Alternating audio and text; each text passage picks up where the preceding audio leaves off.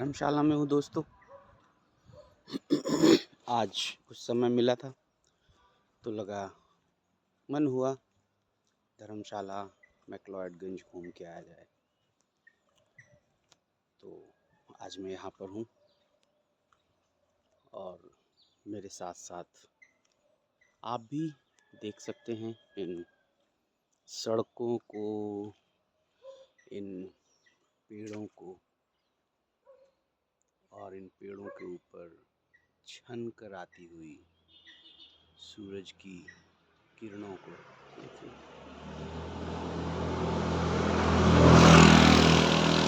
मेरा मन तो कुछ नहीं हो रहा है यहाँ पर बोलने का, क्योंकि कई बार आपके शब्द अधूरे रह जाते हैं किसी भी बात को पूरी तरह से स्पष्ट करने के लिए। मौन की अपनी एक भाषा होती है, मौन का अपना एक अर्थ होता है। सिर्फ शांत भाव से अगर आप दृष्टा भाव से, एक साक्षी भाव से अगर आप सिर्फ अवलोकन करते रहें तो भी अपने आप में बहुत ही अर्थपूर्ण संवाद स्थापित हो सकता है आपका प्रकृति से और प्रकृति का आपसे, और सबसे ऊपर आप अपने आप से बात कर सकते हैं, संवाद स्थापित कर सकते हैं।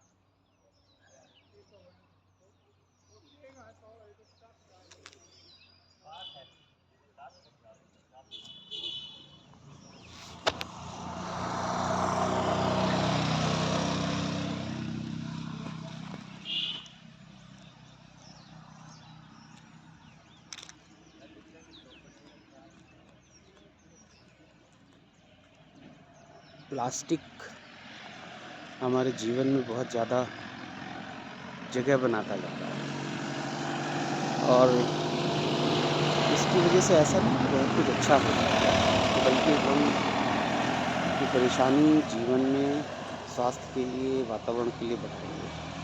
लेकिन ये एक देखिए छोटा सा प्रयास किया है प्लास्टिक को रिसाइकिल करने का, इसको प्रकृति की सुंदरता बढ़ाने के लिए यूज़ किया गया है। लेकिन इसके बावजूद भी मुझे ऐसा लगता है कि हमें प्लास्टिक का यूज़ कम से कम करना चाहिए। हमें और सरकार दोनों लोगों को सोचना चाहिए कि किस तरह से हम प्लास्टिक के ऊपर अपनी निर्भरता को कम कर सकते हैं।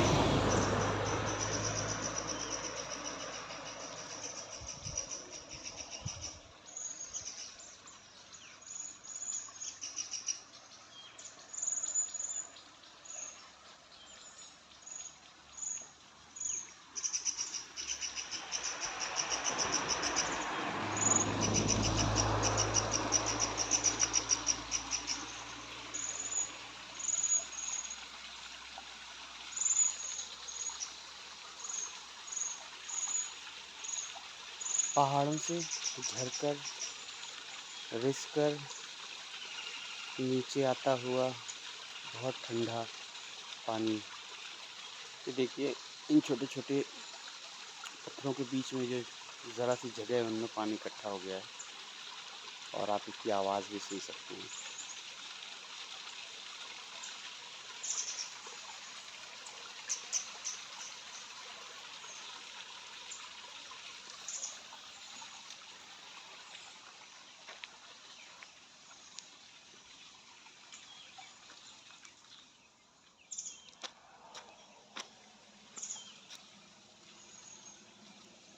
इन पहाड़ों में ये जितने पेड़ आपको दिख रहे हैं इन सब का अपना अपना एक चिकित्सकीय महत्व है। जैसे कि आप ये देख रहे हैं इस समय मैं दिखाने की कोशिश करता हूँ। मेरी ज़बान में इसको बोलते हैं झकरकटी और ये एक ऐसा पौधा होता है जिसमें कांटे लगे होते हैं, यहाँ तक कि इसकी पत्तियों में भी कांटे होते हैं और ये फल है इसका छोटे से बैंगन के जैसा दिखता है और ये झाग देता है और ये हानिकारक होता है। लेकिन आश्चर्य की बात यह है कि इसको कुछ प्रोसेसिंग करके इसको दवाओं के लिए भी यूज़ किया जाता है। जीवन रक्षक औषधीय तत्व हैं इस पौधे के और इसके जो फल आते हैं उसके देख सकते हैं आप।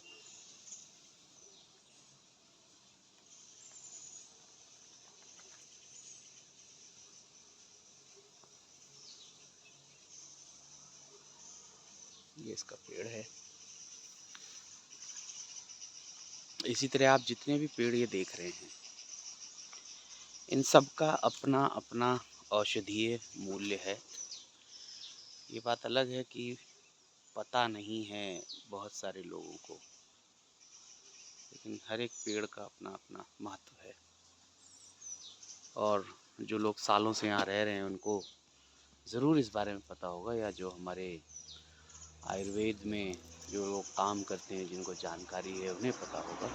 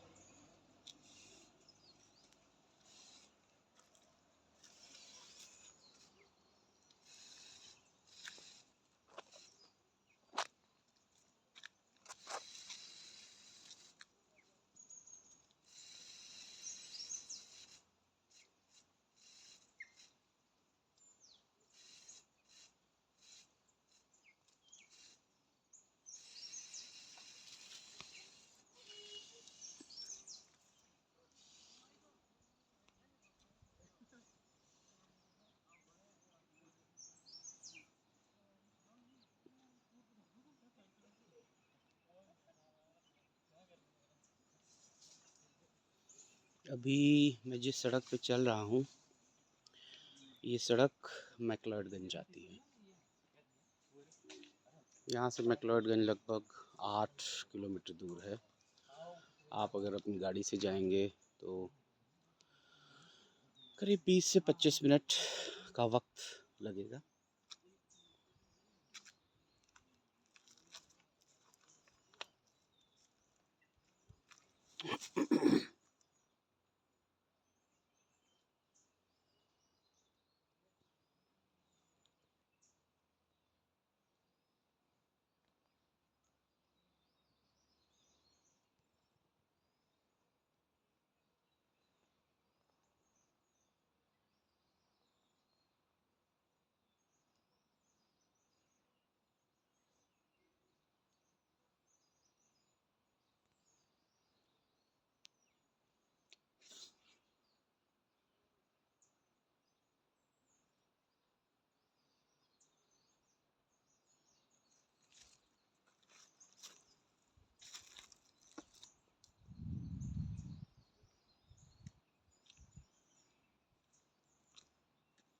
कभी कभी हमें ऐसा लगता है कि एकांत में, अकेलेपन में कुछ सृजन कैसे हो सकता है। यहाँ पर आएं तो आपको एहसास होगा सृजन होने के लिए कई बार एकांत की ही ज़रूरत है।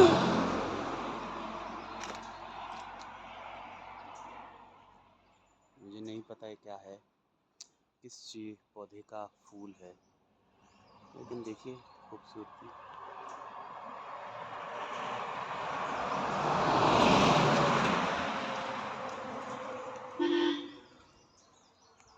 एक गुच्छे में कई सारे हैं।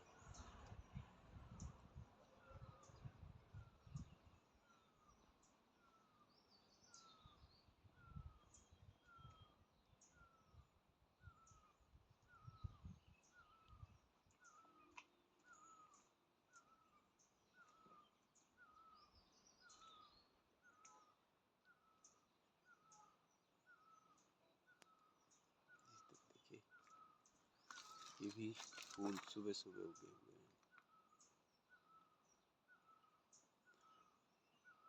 कुछ फूल, अधिकतर फूल आप देखेंगे भोर में इनका खिलना होता है, लेकिन कुछ फूल आप ऐसे देखेंगे जो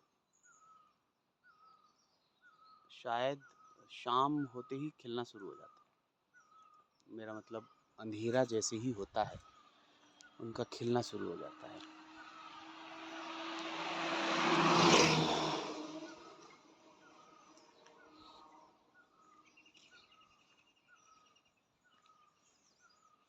सुबह पूरी तरह से हो चुकी है, सूरज काफ़ी हद तक अपनी चादर हटाकर अपने काम पे आ चुका है।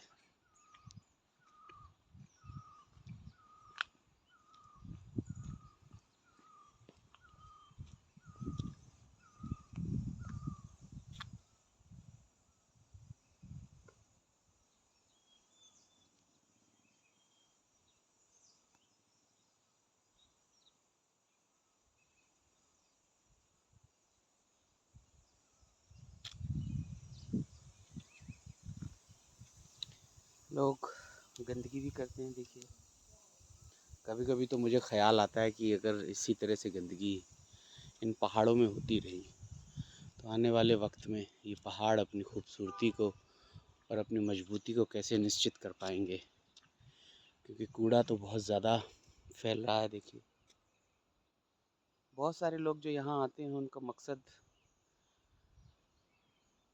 घूमना नहीं होता, बल्कि यहाँ आकर मदिरा पान और अन्य तरह के नशे करना होता है।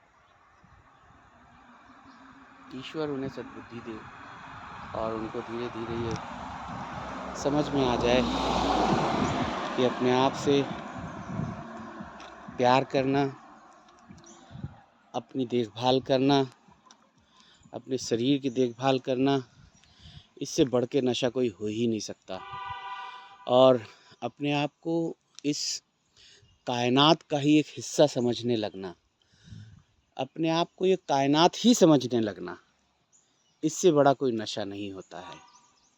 जब आप और ये पूरी कायनात एक हो जाती है ना, तो उस समय आप अपनी तो देखभाल करते ही हैं और आप इस कायनात को भी बहुत सहेज कर, संजो कर रखने लग जाते हैं, क्योंकि आपको पता चल चुका होता है कि ये कायनात ही तो आप हैं और आप ही तो ये कायनात हैं। ये जो फ़र्क है आप में और इस कायनात के बीच में, ये जब मिटने लगता है तो आप किसी के लिए ख़तरा नहीं बनते। ना आप अपने लिए ख़तरा बनते हैं, ना आप इस बेहतरीन कुदरत का जो करिश्मा है, ये पहाड़, ये पेड़, ये जंगल, ये हवा, ये शुद्ध बहती हुई हवा, आप इसके लिए ख़तरा नहीं बन सकते। आप इसकी देखभाल करने लग जाते हैं, आप इस तरह से गंदगी नहीं फैलाते। फिर देखिए पता नहीं ऐसा हो पाएगा कि नहीं, लेकिन मेरी तमन्ना तो है कि हर एक इंसान अगर इस बात को समझ ले। नमस्कार जी। अगर हर एक इंसान इस बात को समझ ले तो शायद हम वातावरण की बेहतरी के लिए कुछ कर पाएँ, हम अपने लिए कुछ कर पाएँ, क्योंकि अगर ये वातावरण ही नहीं रहेगा तो हमारा वजूद में रहना मुश्किल हो सकता है।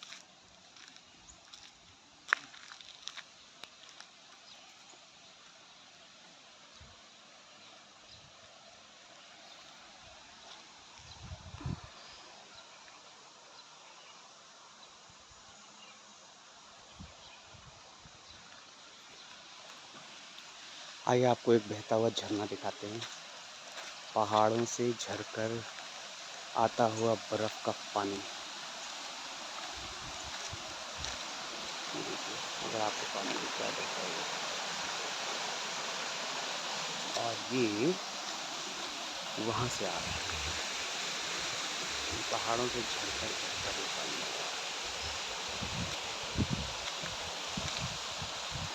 अगर आप देख पा रहे हैं तो देखिए, पानी बह के आ रहा है। कोशिश करता हूँ आपको दिखाने की। ये देखिए, यहाँ से पानी बह के आ रहा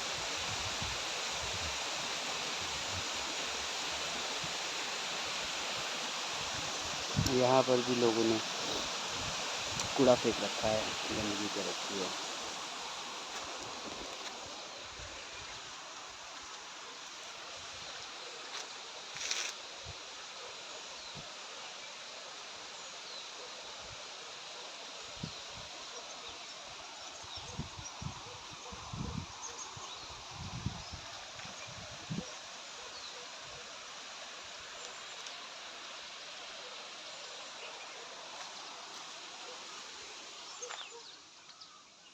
सारे इंतज़ाम हैं, सरकारों का भी क्या करें। उनको कमाई का ज़रिया इससे बेहतर कुछ और नज़र ही नहीं आता। माना कि आप नहीं देंगे तो भी लोग इंतज़ामात करेंगे, लेकिन आप इसकी उपलब्धता को निश्चित करके उनके इस प्रवृत्ति को तो बढ़ावा ही दे रहे हैं। देखिए, पहाड़ों में गंदगी भी है। एक पुरानी हुंडई की गाड़ी, क्या नाम है इसका, असेंट, मुझे बहुत अच्छी लगती है।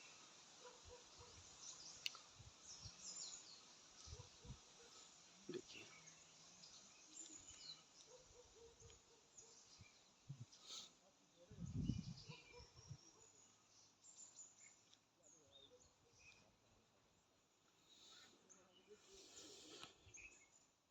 बहुत पुराना पेड़।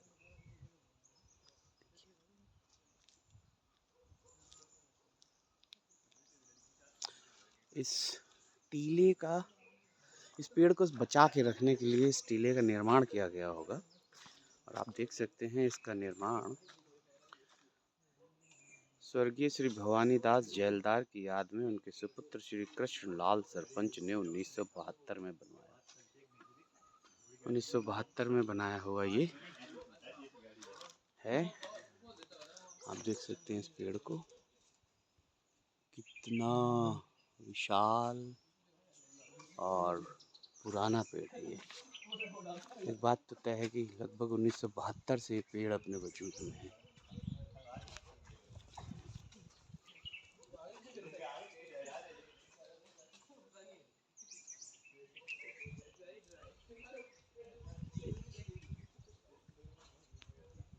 काई लग चुकी है, इस टीले में भी काई लग चुकी है। और ये दूर फिर जंगल शुरू हो जाते हैं धीरे धीरे।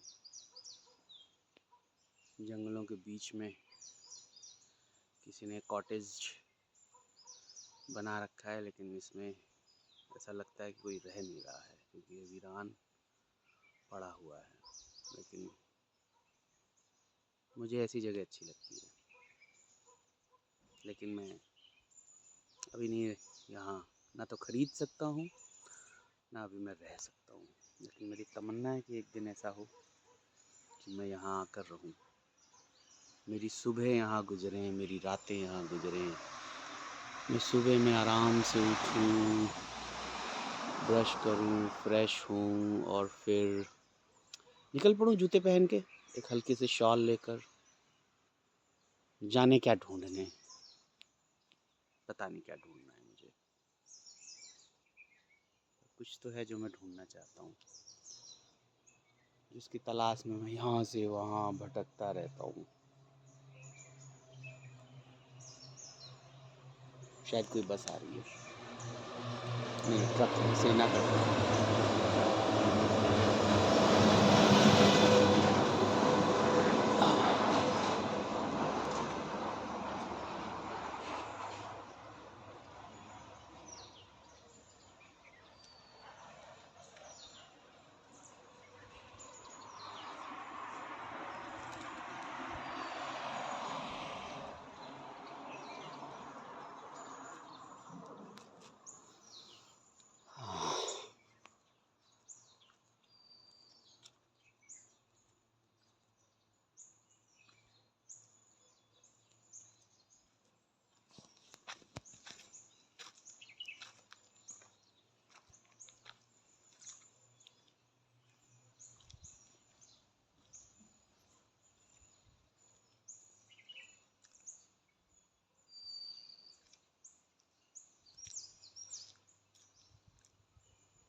ये हूँ मैं, आपको शायद अच्छे से तो ना दिख पाऊँ, लेकिन आप अगर चाहें तो ये फ्लिप भी नहीं हो रहा। पहले तो फ्लिप हो जाता था,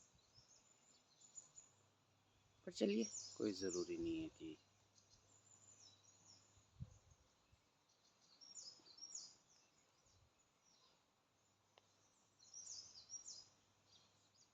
बस ये मैं हूँ जैसा भी हूँ।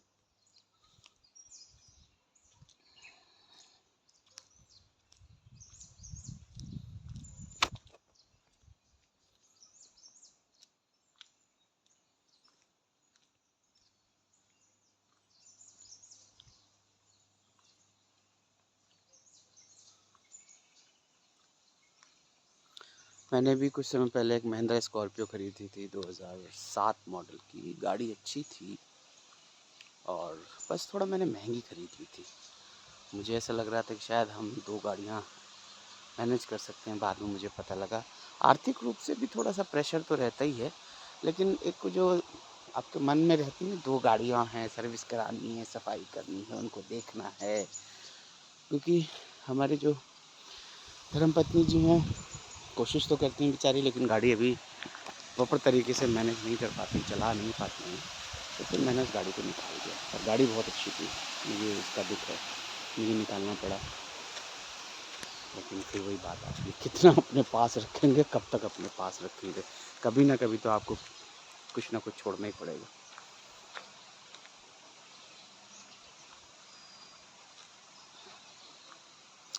यहाँ पे बताते हैं आसपास, या शायद यहाँ से 32 किलोमीटर दूर कोई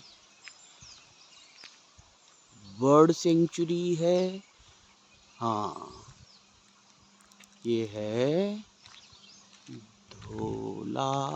धौलाधारी कृति उद्यान करके कुछ है, और यहाँ पे बड़े सारे जानवर भी देखने को मिलते हैं। ये बताते हैं इसमें ये स्टोन लगा हुआ है जो कहते हैं यहाँ से शायद 32 किलोमीटर दूर है।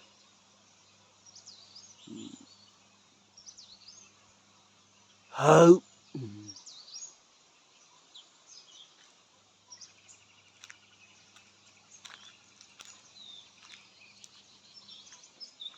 चलिए, आपको मैंने कुछ तो धर्मशाला के बारे में बताया, कुछ यहाँ के पेड़ दिखाए, पहाड़ कुछ कुछ देखे आपने, कुछ यहाँ का उगता हुआ सूरज देखा, यहाँ की एक सुबह देखी आपने, और कुछ मैंने आपको फूल भी दिखाए यहाँ पे जो उगे हुए हैं। भले ही वो बहुत ही छोटे थे, बहुत ही कम थे, और मैंने आपको ये भी बताया कि यहाँ पे जो पेड़ हैं इन सबके अपना एक औषधीय मूल्य है, थेरेप्यूटिक वैल्यू है, और हमें नहीं पता इनका, लेकिन इनको इलाज के लिए भी यूज़ किया जाता है।